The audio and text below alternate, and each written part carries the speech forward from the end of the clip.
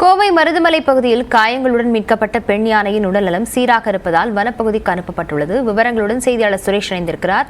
சுரேஷ், தற்போது யானை எந்த பகுதியில் விடப்பட்டிருக்கிறது? குட்டி யானை கிடைத்து விட்டதா? என்ன விவரம்? கோவை மருதுமலை வனப்பகுதியில் பெண் யானைக்கு 5வது நாளாக தொடர் சிகிச்சை அளிக்கப்பட்டது. யானை தெம்பாக இருப்பதால் தற்போது வனப்பகுதிக்குள் விடப்பட்டது.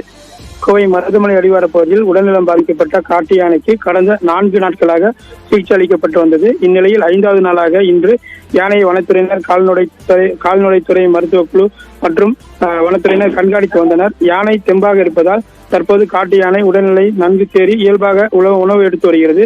இந்நிலையில் இன்று பெண் யானை வனப்பகுதிக்குள் விடப்படுகிறது என்று ஏற்கனவே தகவல் தெரியப்பட்ட நிலையில் தற்போது யானை ஆரோக்கியமாக இருப்பதால் தற்போது காட்டுப்பகுதிக்குள் விடப்பட்டுள்ளது. மேலும் நேற்று அதிகாலை வனப்பகுதிக்குள் சென்ற 4 மாத குட்டி யானையை தொடர்ந்து வனத்துறையை கண்காணித்து வருகின்றனர். மேலும் குட்டி யானை மற்றும் காட்டு யானையை இணைக்கும் பணியில் ஈடுபட்டு வருகின்றனர்.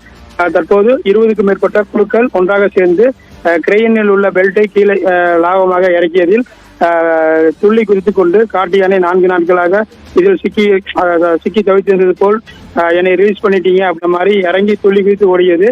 தொடர்ந்து 5க்கும் மேற்பட்ட வாகனத்தின் மூலம் காட்டு யானையை வனத்துறையினர் தேடுதல் தீவிரமாக கண்காணித்து வருகின்றனர்.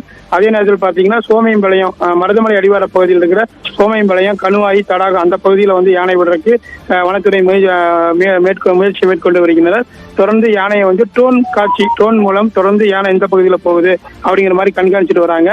5 நாளாக தொடர்ந்து இரவும் பகலும் பாராம தொடர்ந்து யானை கூடயே இருந்து கண்காணித்து தற்போது யானையை நல்ல நிலைமையில வனப்பகுதிகள் விரட்டி அளித்ததில் வனத்துறைக்கு மிகுந்த மகிழ்ச்சி அளிக்கிறது. தொடர்ந்து யானையோட நலன் மற்றும் எல்லா விஷயத்தையும் நாங்கள் தொடர்ந்து கண்காணிப்போம் அப்படிங்கிற மாதிரி கூறி வராங்க. விவரங்களுக்கு நன்றி சுரேஷ்.